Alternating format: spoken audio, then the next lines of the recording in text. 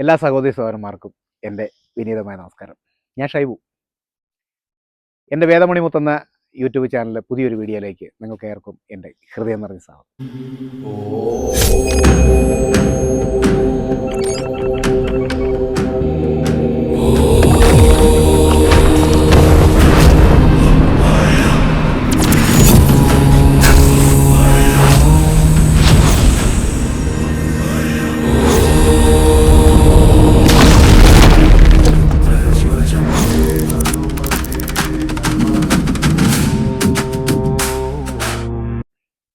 കഴിഞ്ഞ വീഡിയോകളിൽ ഞാൻ ഗണപതിയെ പറ്റിയും മറ്റുള്ള ശക്തിയെ പറ്റിയും ഒക്കെ ഞാൻ പറഞ്ഞിരുന്നു. അപ്പം ഈ ശക്തികൾ നമ്മുടെ ശരീരത്തിനുള്ളിൽ തന്നെയാണ് ഇരിക്കുന്നത്. നമ്മൾ ആ ശക്തിയെ ഒന്ന് ക്രമീകരിച്ച് എടുക്കുക എന്നുള്ളതാണ്. നമ്മൾ അങ്ങനെ ക്രമീകരിച്ച് എടുത്തു കഴിയുമ്പോഴേക്കും നമുക്ക് ഈ ശക്തി ഉണരും. ഈ ശക്തി ഉണർന്നു കഴിയുമ്പോഴേക്കും നമുക്കൊരു എക്സ്ട്രാ എനർജി കിട്ടും. ഈ എനർജി വെച്ചിട്ടാണ് നമ്മൾ മറ്റുള്ള കാര്യങ്ങൾ, അല്ലെ മറ്റുള്ളവരുടെ കാര്യങ്ങൾ, അല്ലെ നമ്മുടെ കാര്യങ്ങളാണെങ്കിലും നമുക്ക് ചെയ്യാൻ പറ്റുന്നത്. അപ്പം ഇങ്ങനെയായിരുന്നു നമ്മുടെ കഴിഞ്ഞ പൂർവികർ, കഴിഞ്ഞ ജന്മങ്ങളിലുണ്ടായിരുന്ന പൂർവികർ ചെയ്തുകൊണ്ടിരുന്നത് ഇങ്ങനെയാണ്. അങ്ങനെ ചെയ്തുകൊണ്ടിരുന്ന ആ കാര്യങ്ങൾ പിന്നീട് വരും കാലങ്ങൾ എന്ന് പറഞ്ഞാൽ ഇപ്പോഴുള്ള ഈ തലമുറ, അപ്പം ഈ കുലദേവത എന്ന് പറയുന്നത് ഇതാണ്.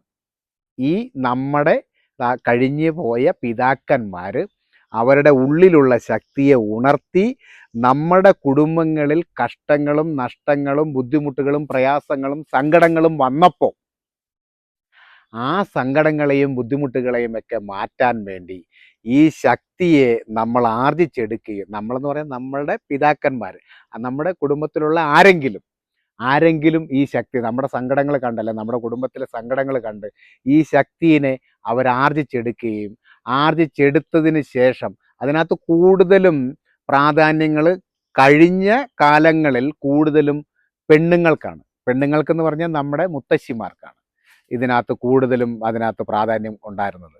അപ്പം അങ്ങനെ ഉണ്ടായിരുന്ന നമ്മുടെ വല്യമ്മച്ചിമാർ അല്ലെങ്കിൽ നമ്മുടെ പിതാക്കന്മാർ ഇങ്ങനെയുള്ള ശക്തിയെ ഉണർത്തി ആ ശക്തിയെ നമ്മൾ അവിടെ കുടിയിരുത്തിയിരുന്നു. എന്തിനു വേണ്ടി? നമ്മുടെ കുലം കാക്കാൻ വേണ്ടി, നമ്മുടെ കുലത്തിനെ കാക്കാൻ വേണ്ടി, അല്ലെങ്കിൽ നമ്മുടെ പാരമ്പര്യത്തിനെ നിലനിർത്താൻ വേണ്ടി, അല്ലെങ്കിൽ നമ്മുടെ പാരമ്പര്യത്തിന് ബുദ്ധിമുട്ടുകളും പ്രയാസങ്ങളും സങ്കടങ്ങളും ഇല്ലാതെ അതിനെ നിലനിർത്താൻ വേണ്ടി ഈ ശക്തിയെ നമ്മൾ ഈ കാവുകളിൽ കുടിയിരുത്തിയിരുന്നു, അല്ലെങ്കിൽ പതിയിരുത്തിയിരുന്നു. അങ്ങനെ പതിയിരുത്തി കഴിഞ്ഞിട്ട് പിന്നീട് നമ്മുടെ സങ്കടങ്ങൾ മുഴുവൻ നമ്മൾ ഇവരോടാണ് നമ്മുടെ സങ്കടങ്ങൾ പറഞ്ഞുകൊണ്ടിരുന്നത്. അതായത് കഴിഞ്ഞ കാലങ്ങളിലൊക്കെ നമ്മുടെ ആളുകൾ ഈ കൃഷിക്ക് വേണ്ടിയൊക്കെ, ജോലിക്ക് വേണ്ടിയൊക്കെ, അല്ലെങ്കിൽ ഭക്ഷണം തേടിയൊക്കെ പുറത്തേക്ക് പോകുമ്പോൾ എല്ലാവരെയും വാരിക്കെട്ടി കൊണ്ടുപോകുന്ന സ്വഭാവങ്ങൾ പണ്ടായിരുന്നു. കൂട്ടത്തോടെ യാത്ര ചെയ്തുകൊണ്ടിരുന്ന പണ്ടായിരുന്നു. പിന്നീട് ഇവർ സ്ഥിരമായിട്ട് താമസം തുടങ്ങിയതിന് ശേഷം രാവിലെ പോകും, വൈകിട്ട് തിരിച്ചു വരും. അങ്ങനെയായി സ്ഥിരമായിട്ട് താമസം തുടങ്ങിക്കഴിഞ്ഞപ്പം. അപ്പം അങ്ങനെ വന്നു കഴിഞ്ഞപ്പോഴേക്കും ഇവിടുന്ന് നമ്മൾ രാവിലെ പോകുമ്പോൾ ഒരു ബറ്റാലിയൻ നമ്മൾ ജോലിക്ക് വേണ്ടിയോ വേട്ടയ്ക്ക് വേണ്ടിയോ അല്ലെങ്കിൽ കൃഷിക്ക് വേണ്ടിയോ അല്ലെങ്കിൽ നമ്മൾ കഴിക്കാനുള്ള ആഹാരം തേടിയോ നമ്മൾ പൊക്കോണ്ടിരുന്ന സമയത്ത് ഈ നമ്മുടെ കുഞ്ഞുങ്ങൾ അന്ന് വയ്യാതെ വല്ലതും കിടക്കുമായിരിക്കും. പനിയായിട്ടോ അല്ലെങ്കിൽ മറ്റെന്തെങ്കിലും അസുഖം ബാധിച്ചോ ഒക്കെ കിടക്കുകയായിരിക്കും. അങ്ങനെ കിടക്കുന്ന സമയത്ത് ഈ പറയുന്ന നമ്മുടെ ഈ കുലദേവത അല്ലെങ്കിൽ കുടുംബദേവത എന്ന് പറയുന്ന ഈ ശക്തിയോട് അന്ന് നമ്മുടെ പിതാക്കന്മാർ പറഞ്ഞിട്ട് പോകുമായിരുന്നു, ഏൻ വേലയ്ക്ക് പോവാണ്, ഏൻ തിരിച്ചു വരുമ്പോഴേക്കും എൻ്റെ ക്ലാവിന് ദീനം ബാധിച്ച് കിടക്കുകയാണ്, ഏൻ തിരിച്ചു വരുമ്പോഴേക്കും എൻ്റെ ക്ലാവ് മുറ്റത്തോടെ ഓടിക്കളിക്കുന്ന വേണം ഞാൻ കാണാൻ എന്ന് പറഞ്ഞിട്ടാണ് പോകുന്നത്. വല്ലതും മനസ്സിലായോ? പഴയ കാലങ്ങളിൽ നമ്മളെല്ലാം തമിഴന്മാരായിരുന്നു, തമിഴാണ് സംസാരിച്ചു കൊണ്ടിരുന്നത്. സംസാരം വന്നതിന് ശേഷമുള്ള കാര്യമാണ് പറയുന്നത് കേട്ടോ. സംസാരം വന്നതിന് ശേഷം നമ്മുടെ പൂർവികരൊക്കെ തമിഴാണ് സംസാരിച്ചിരുന്നത്. ഏൻ എന്ന് പറഞ്ഞാൽ ഞാൻ വേലയ്ക്ക് പണിക്ക് പോവാണ്, എൻ്റെ ക്ടാവ് എന്ന് പറഞ്ഞാൽ എൻ്റെ കുഞ്ഞിന് സുഖമില്ല, ദീനം എന്ന് പറഞ്ഞാൽ അസുഖം ബാധിച്ച് കിടക്കുകയാണ്, ഞാൻ തിരിച്ചു, അന്ന് മരുന്നൊന്നുമില്ല, മരുന്നും മന്ത്രങ്ങളും ഒന്നുമില്ല. അപ്പം ഏൻ തിരിച്ചു വരുമ്പം, വേലയും കഴിഞ്ഞ് തിരിച്ചു വരുമ്പം എൻ്റെ കിടാവ് എന്ന് പറഞ്ഞാൽ കുഞ്ഞ്, എൻ്റെ കൊച്ചെഴുന്നേറ്റ് മുറ്റത്തോട് ഓടിക്കളിക്കുന്നത് വേണം ഞാൻ കാണാൻ എന്ന് ഈ പ്രപഞ്ച ശക്തിയോട് പറഞ്ഞിട്ടാണ് പൊക്കോണ്ടിരുന്നത്. അപ്പം അങ്ങനെ ആ പ്രപഞ്ച ശക്തിയോട് നമ്മൾ പറഞ്ഞിട്ട് പോയി തിരിച്ചിവർ വരുമ്പോൾ, അതായത് ദീനം ബാധിച്ച് അല്ലെങ്കിൽ അസുഖം ബാധിച്ച് എഴുന്നേക്കാൻ പോലും മേലാതെ കിടക്കുന്ന കുഞ്ഞുങ്ങൾ ഇവർ തിരിച്ചു വരുമ്പോൾ മുറ്റത്തൂടെ ഓടിക്കളിക്കുന്ന കാണുന്നത്. മനസ്സിലായില്ലേ? അപ്പം അങ്ങനെയുള്ള ഒരു ശക്തി നമ്മുടെ പ്രപഞ്ചത്തിലുമുണ്ട്. നമ്മൾ ഈ ശക്തിയെ പിടിച്ച് കുടിയിരുത്തിയിരുന്നു. അപ്പം ആ ശക്തികളോടാണ് പിന്നീട് നമ്മൾ സംസാരിച്ചു കൊണ്ടിരുന്നത്, അല്ലെങ്കിൽ ആ ശക്തിയുമായിട്ടാണ് നമ്മൾ പിന്നെ സംവാദം നടത്തിക്കൊണ്ടിരുന്നത്, അല്ലെങ്കിൽ ആ ശക്തിയോടാണ് നമ്മൾ നമ്മുടെ പരാതികൾ പറഞ്ഞുകൊണ്ടിരുന്നത്. അപ്പം അങ്ങനെ ആ പരാതികൾ കേട്ട് ആ പരാതികൾക്കൊക്കെ പരിഹാരവും ചെയ്തുകൊണ്ടിരുന്നത് ഈ പറയുന്ന അമ്മ സാന്നിധ്യത്തിലുള്ള, അല്ലെങ്കിൽ ഈ പറയുന്ന ഈ ഈ ദേവതാ സാന്നിധ്യത്തിലുള്ള, അല്ലെങ്കിൽ ഈ പ്രപഞ്ച ശക്തി എന്ന് പറയുന്ന ഈ ശക്തിനെയാണ് അന്ന് അവിടെ കുടിയിരുത്തി അവരാണ് നമ്മളുടെ കാര്യങ്ങളെല്ലാം, നമ്മുടെ പൂർവികരുടെ കാര്യങ്ങളെല്ലാം നടത്തി കൊടുത്തുകൊണ്ടിരുന്നത്. അപ്പം ഇങ്ങനെ ഒരു തലമുറ ഒരു കാലത്ത് ജീവിച്ചിരുന്നു നമ്മുടെ പൂർവികർ ഇവിടെ. പിന്നീട് പിന്നീട് പിന്നീട് നമുക്ക് സൗകര്യങ്ങളായി, നമുക്ക് സമ്പത്തായി, നമ്മൾ വേറെ വേറെ ലെവലിലോട്ട് മാറിക്കഴിഞ്ഞപ്പോഴേക്കും നമുക്ക് അങ്ങനെ കാലങ്ങൾ കടന്നുപോയി ഇന്ന് കലികാലത്തിൽ എത്തിപ്പെട്ട് നിൽക്കുകയാണ്. ഈ കലികാലത്തിൽ എത്തിപ്പെട്ട് നിൽക്കുന്ന ഈ സമയത്ത് പ്രശ്നങ്ങളില്ലാത്ത മനുഷ്യരില്ല. എല്ലാ ആളുകൾക്കും ഒരു രീതിയിൽ അല്ലെങ്കിൽ മറ്റൊരു രീതിയിൽ പ്രശ്നങ്ങളുണ്ട്. അപ്പം ഈ പ്രശ്നങ്ങളുള്ള ഈ ഈ കാലത്ത് നമ്മൾ ഇതിനെ അതിജീവിക്കണമെങ്കിൽ ഈ കുലദേവതയെ നമ്മൾ തിരിച്ചറിഞ്ഞേ പറ്റുള്ളൂ.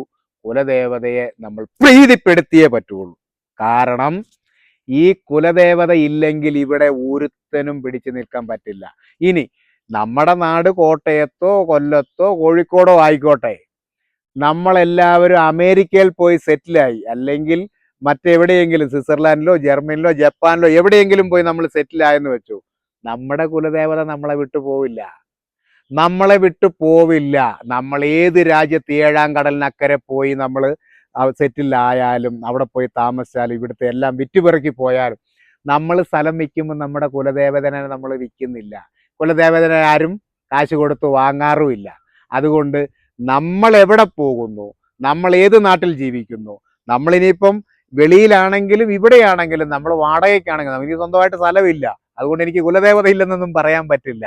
അപ്പം നമ്മൾ എവിടെ ജീവിച്ചാലും, വാടകയ്ക്ക് താമസിച്ചാലും, കടത്തിണ്ണെ കിടന്നാലും, കടപ്പുറത്ത് പോയി കിടന്നുറങ്ങിയാലും നമ്മുടെ കുലദേവത നമ്മളെ വിട്ടു പോകില്ല.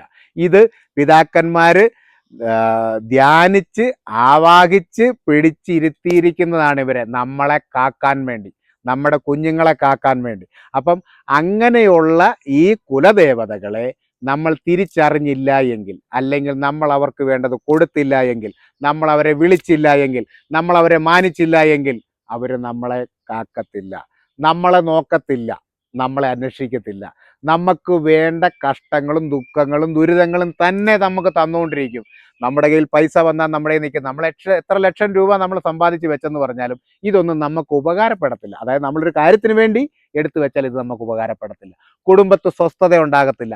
വെക്കുന്ന കഞ്ഞി ചൊവ്വേന്നേരം നമുക്ക് വാരി കുടിക്കാൻ, ഒന്നിച്ചിരുന്ന് സന്തോഷത്തോടു കൂടി വാരി കഴിക്കാൻ പറ്റില്ല, കഴിപ്പിക്കത്തില്ല.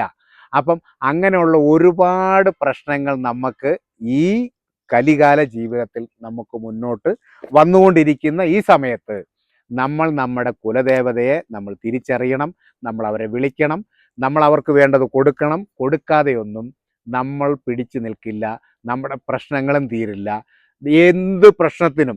എന്ത് പ്രശ്നത്തിനും പരിഹാരമായിട്ട് നമ്മുടെ കുലദേവതയെ നമ്മൾ വിളിച്ചാൽ, അല്ലെങ്കിൽ നമുക്ക് അവർക്ക് വേണ്ടത് കൊടുത്താൽ, അല്ലെങ്കിൽ അവർക്ക് വേണ്ടത് നമ്മൾ കൊടുത്ത് നമ്മൾ ഇരുത്തിയാൽ, നമുക്ക് എല്ലാ കാലത്തും നമുക്ക് ദുഃഖങ്ങളില്ല, ദുരിതങ്ങളില്ല, പ്രയാസങ്ങളില്ല, സങ്കടങ്ങളില്ല.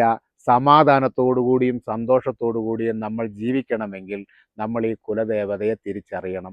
നമ്മൾ ആ കുലദേവതയ്ക്ക് വേണ്ടത് കൊടുക്കണം. ഇതൊക്കെ പണ്ട് കാലത്ത് ആരൊക്കെയോ എന്തൊക്കെയോ മണ്ടത്തരങ്ങൾ കാണിച്ചു. അതൊക്കെ നമ്മൾക്കിനി മുന്നോട്ട് കൊണ്ടുപോകാൻ പറ്റില്ല.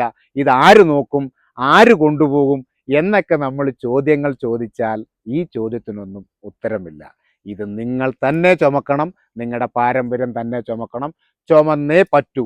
ചുമന്നില്ല എങ്കിൽ നിങ്ങളും രക്ഷപ്പെടില്ല, നിങ്ങളുടെ കുഞ്ഞുങ്ങളും രക്ഷപ്പെടില്ല, നിങ്ങളുടെ കുലം മുടിയും. ഇതാണ് കുലദേവത എന്ന് പറയുന്നത്. നിങ്ങളുടെ കുലം മുടിയും. അതായത് ഇപ്പം നമുക്ക് ചില കാവുകളിലൊക്കെ ചെല്ലുമ്പോൾ നമുക്ക് കാണാം, ഇപ്പം നമ്മൾ കയറി ചെല്ലുമ്പോഴേ തന്നെ അവിടെ മുനീശ്വരൻ അല്ലെങ്കിൽ മൂലസ്ഥാനം, അതല്ലെങ്കിൽ ഗുരുമുത്തശ്ശൻ എന്നൊക്കെ ഇങ്ങനെ പറയാറുണ്ട്. ഇവരൊക്കെയാണ് നമ്മുടെ ശരിക്കും നമ്മുടെ കാണപ്പെട്ട, നമ്മളല്ലെങ്കിൽ കാണുന്ന, അല്ലെങ്കിൽ നമുക്ക് കാണപ്പെട്ട ദൈവം എന്നൊന്നും പറയാൻ പറ്റില്ല, ശക്തി. അപ്പം ഈ ശക്തി ഇവരാർജിച്ച് ഈ പ്രപഞ്ചത്തിൽ നിന്ന് ആർജിച്ച് വെച്ചിരിക്കുന്നതാണ്. അപ്പം ആ അപ്പം ഈ ഈ ഈ മൂലസ്ഥാനം എന്ന് പറയുന്നതും, അല്ലെങ്കിൽ ഈ ഗുരുനാഥൻ എന്ന് പറയും. എവിടെ ചെന്നാലും കാണാം ഗുരുനാഥൻ ആരാണ്? നമ്മുടെ ഒരു മരിച്ചുപോയ, നമ്മുടെ അല്ലെങ്കിൽ അന്ന് പണ്ട് ജീവിച്ചിരുന്ന നമ്മുടെ ഒരു മുത്തശ്ശനാണ്, നമ്മുടെ തന്നെ ഒരു പിതാവാണ്. മനസ്സിലായില്ലേ? ഒരു മുതുമുത്തശ്ശൻ.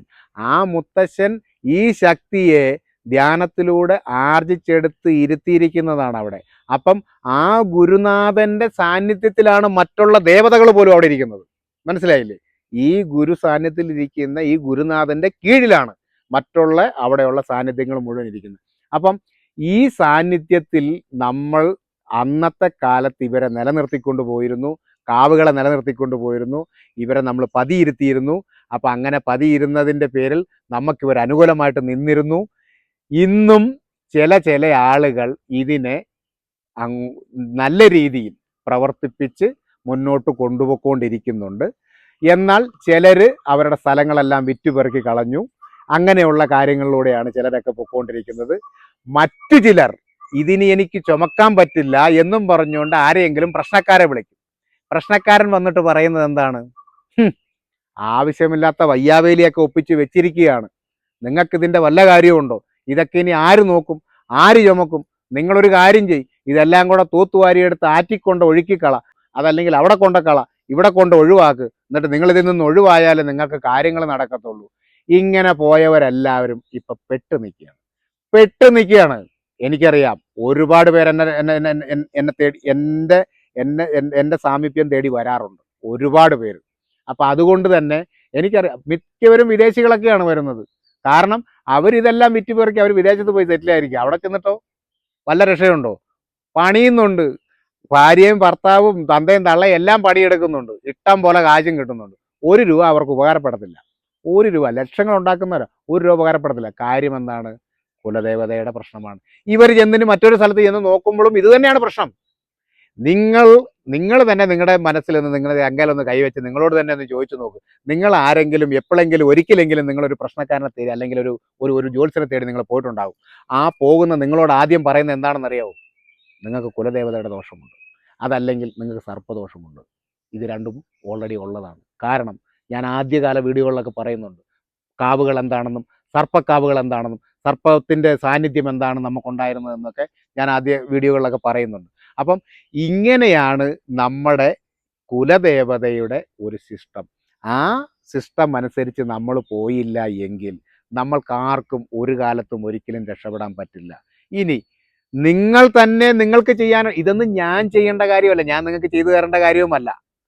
നിങ്ങൾ തന്നെ നിങ്ങളുടെ കുലദേവതയ്ക്ക് വേണ്ടത് വിളിച്ച് പറഞ്ഞു കൊടുക്കണം. ഇനി മറ്റൊരു കാര്യം എന്ന് വെച്ചാൽ, ഇത് വർഷങ്ങളായിട്ട് കൊടുക്കാതെ കിടക്കുന്നതുകൊണ്ടും ഇവരെല്ലാം ഇതെല്ലാം വലിച്ചു വാരി തോട്ടിക്കൊണ്ട് കളഞ്ഞത്, അല്ലെങ്കിൽ ആറ്റിക്കൊണ്ട് ഒഴുകി കളഞ്ഞത് കൊണ്ടും, അതല്ല എങ്കിൽ ചിലരുടെ മണി, ശംഖ്, ഈ ആവാഹിച്ചെടുത്ത വടി, അതുപോലുള്ള പീഠങ്ങൾ, വാള്, ചൂരൽ വടി, ഇങ്ങനെയുള്ള പല പല പല പല സാധനങ്ങളും, ഗ്രന്ഥക്കെട്ടുകൾ എല്ലാം ആറ്റിലൊഴുക്കി കളയുക. ആറ്റിലൊഴുക്കി കളയുന്നത് ആരെയാണ്? നിങ്ങളുടെ പിതാക്കന്മാരെയാണ്, നിങ്ങളുടെ മുത്തശ്ശന്മാരെയാണ്, നിങ്ങളുടെ മുത്തിത്തള്ളന്മാരെയാണ് നിങ്ങൾ ആറ്റിലൊഴുക്കി കളയുന്നത്. നിങ്ങളെ പിന്നെ ആര് നോക്കും? ഞാൻ നോക്കുമോ? അതോ ഈ നാട്ടിലുള്ളവർ നോക്കുമോ? ക്ഷേത്രത്തിൽ ചെന്ന് ശിവൻ നോക്കുമോ? മഹാവിഷ്ണു നോക്കൂ, ബ്രഹ്മാവ് നോക്കൂ. നിങ്ങളൊക്കെ എത്രയോ ക്ഷേത്രങ്ങളിൽ പോയിട്ടുള്ളവരായിരിക്കും, എത്രയോ ക്ഷേത്രങ്ങൾ എത്രയോ വഴിപാട് നടത്തിയിട്ടുള്ളവരായിരിക്കും, എത്രയോ ക്ഷേത്രങ്ങൾ എന്തെല്ലാം രീതിയിൽ നിങ്ങൾ അന്നദാനം പോലുള്ള അതുപോലുള്ള എന്തെല്ലാം കാര്യങ്ങൾ നിങ്ങൾ നടത്തിയിട്ടുള്ളവർ, ഏതെല്ലാം പള്ളികളിൽ പോയിട്ടുള്ളവരായിരിക്കും. എന്നിട്ടും നിങ്ങളുടെ കാര്യങ്ങൾ നടക്കാത്ത എത്രയോ പേരുണ്ട്. ഇല്ലേ? എന്തുകൊണ്ടാണ് നടക്കാത്തത്? നിങ്ങളുടെ അപ്പനെ അമ്മേനെ മുത്തച്ഛനെ മുത്തിത്തള്ളനെ എടുത്ത് ആറ്റിലൊഴുക്കി കളഞ്ഞു, അല്ലെങ്കിൽ എവിടെയെങ്കിലും കൊണ്ടിരുത്തി എനിക്ക് ചുമക്കാൻ പറ്റത്തില്ലെന്ന് പറഞ്ഞു. നിങ്ങളെ പിന്നെ ആര് നോക്കും? ആര് നോക്കും നിങ്ങളെ? അപ്പം അതുകൊണ്ട് ഇനിയുള്ള കാലമെങ്കിലും നിങ്ങളുടെ പ്രശ്നങ്ങൾക്ക് നിങ്ങൾ തന്നെ പരിഹാരം കണ്ടെത്തണം. എനിക്ക് നിങ്ങളോട് പറയാനുള്ള ഏറ്റവും വലിയൊരു കാര്യം ഇതാണ്. ഇത് ഞാനിപ്പോൾ അത്യാവശ്യമായിട്ട് ഞാൻ ചെയ്ത ഒരു വീഡിയോയാണ്. നിങ്ങൾക്ക് ഉപകാരപ്പെടട്ടെ എന്നും പറഞ്ഞുകൊണ്ട് ഞാൻ ചെയ്ത വീഡിയോ ആണ്. അപ്പോൾ അതുകൊണ്ട് ഇത് നിങ്ങൾ ഏറ്റെടുക്കണം.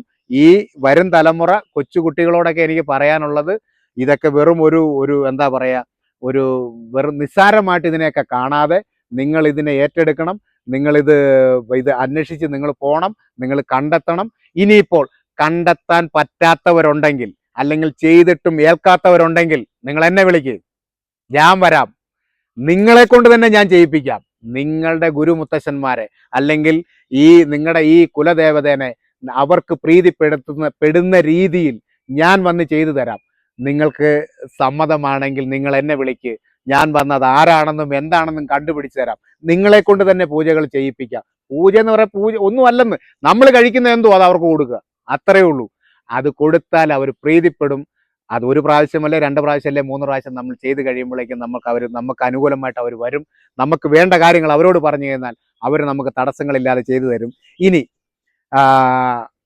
വരും വീഡിയോകളിൽ ഞാൻ ഇതിനെപ്പറ്റി 1-2 കാര്യങ്ങളും കൂടെ നിങ്ങളോട് ഞാൻ സൂചിപ്പിക്കാം. എല്ലാവർക്കും എൻ്റെ ഹൃദയം നിറഞ്ഞ നന്ദി, നമസ്കാരം.